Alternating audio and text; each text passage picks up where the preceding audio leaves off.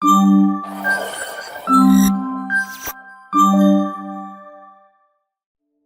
ini kita akan membahas tentang white whistles yang digunakan oleh para delver. Meskipun informasi mengenai white whistles mungkin terbatas, kita tetap akan mendalami dan memahami lebih lanjut tentang artefak unik ini.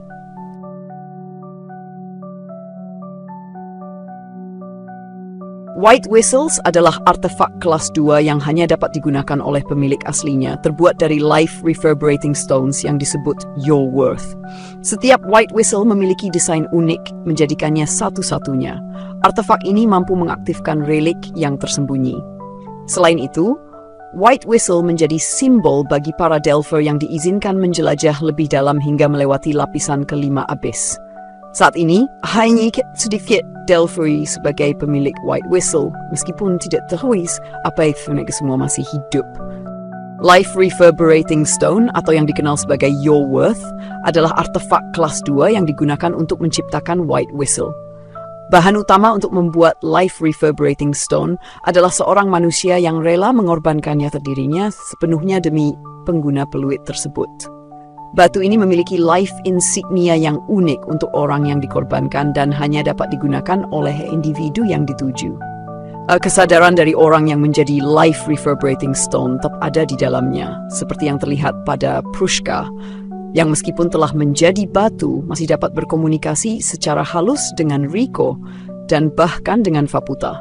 Live reverberating stone memiliki kekuatan untuk mengungkap tujuan tersembunyi dari artefak tertentu seperti curse warding box dan elevator menuju lapisan ke-6 abyss. Dalam bentuk akhir sebagai peluit, batu ini mampu meningkatkan efektivitas artefak atau makhluk seperti wreck, tetapi penggunanya dapat menyebabkan kelelahan dan bahkan kehilangan kesadaran karena beban yang ditimbulkan. Sejauh ini, hanya beberapa individu yang diketahui telah menjadi live reverberating stone, termasuk Bondrewd, yang menggunakan batunya sendiri untuk white whistle miliknya.